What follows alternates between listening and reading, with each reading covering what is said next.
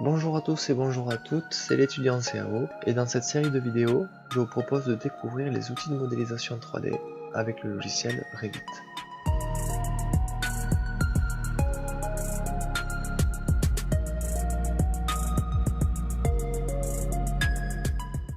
Donc dans ce cinquième épisode, nous allons voir l'outil de Révolution. Toujours pareil, je vais faire ça dans une nouvelle famille avec le gabarit modèle générique métrique. On le sélectionne, on clique sur ouvrir. Ça y est, le gabarit s'est ouvert. Par défaut, je suis dans la vue en plan d'étage qui s'appelle niveau de ref. Je vais déployer les autres dossiers avec les vues qui m'intéressent, le dossier vue 3D et les vues d'élévation, et je vais pointer mon curseur sur la fonction révolution. Solide par révolution, crée une forme 3D par extrusion d'un profil 2D autour d'un axe. Esquisser un axe et un profil pour créer la révolution. Comme l'illustre la vidéo, on voit un axe de révolution, donc un axe, un profil 2D, soit un polygone fermé, et ce profil pivote autour de l'axe spécifié. Donc c'est parti, je suis dans la vue en plan niveau de ref, j'active la fonction révolution. De là, un onglet contextuel apparaît avec les outils classiques d'esquisse.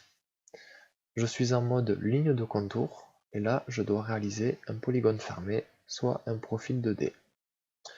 J'ai une barre d'options ici avec chaîner qui me permet de dessiner des lignes les unes à la suite des autres. Je peux mettre un décalage à mes lignes, un certain rayon dans les angles. Dans les propriétés, je vois angle de fin 360 degrés, angle de départ 0 degrés, et je retrouve ici mon plan de construction qui est le niveau de ref, soit la vue dans laquelle j'ai activé la fonction révolution. Donc je vais commencer par réaliser mon profil, et je souhaite faire une sphère, une boule.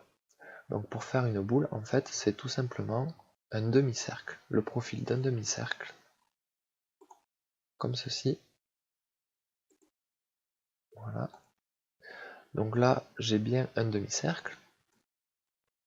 Et avant de valider ma révolution, je vais venir spécifier ma ligne d'axe. Donc je clique sur ligne d'axe, et là, soit je dessine moi-même à la main ma ligne d'axe, soit je peux venir avec l'outil choisir des lignes, et je vais pointer ici mon plan de référence. Voilà. Une fois qu'on a fait tout ça, on peut valider. Je valide. A priori, j'ai bien fait une sphère, voyons en vue 3D.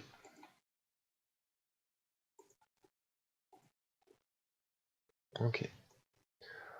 On voit bien que j'ai réalisé une sphère. Ok. Je vais revenir en vue en plan. Et je vais essayer de mesurer le rayon de cette révolution. Donc j'attrape l'outil mesurer. Ici je vois, je n'arrive pas à trouver le milieu. Même si je fais un clic droit, que je viens sélectionner ici le centre,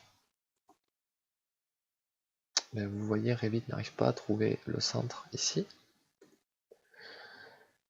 Et là, je n'ai aucune précision. Donc pour mesurer avec plus de précision le rayon de cette sphère, je vais devoir 1.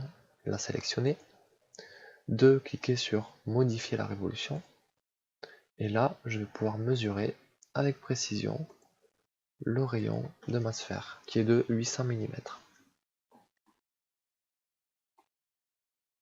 Ok. Je vais venir créer une forme vide, un vide par révolution. Je vais créer un plan de référence à 800 mm de ce plan de référence. Donc on a vu que c'était la longueur du rayon de ma sphère. Et maintenant je vais pouvoir réaliser ici à l'intersection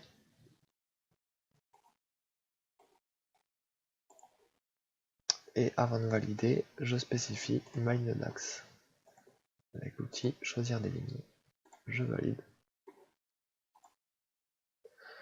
Voyons en vue 3D.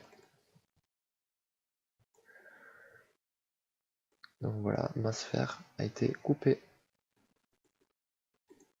par ce vide.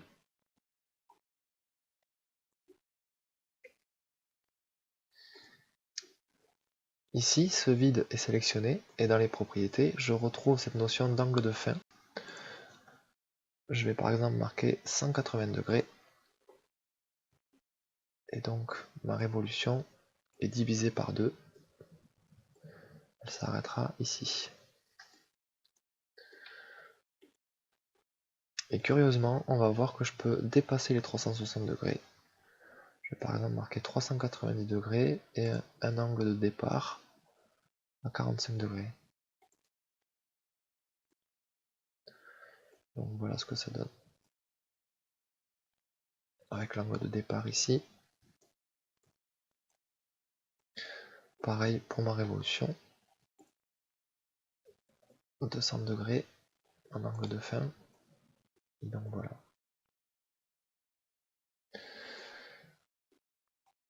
Allez, je sélectionne tout ça, je le supprime. Je reviens dans la vue en plan. Et on va créer une révolution. On va venir faire un cercle ici.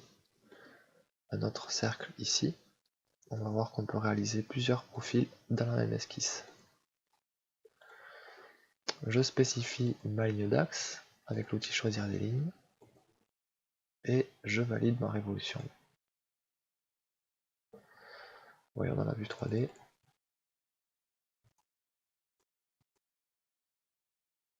Et donc voilà la forme accomplie.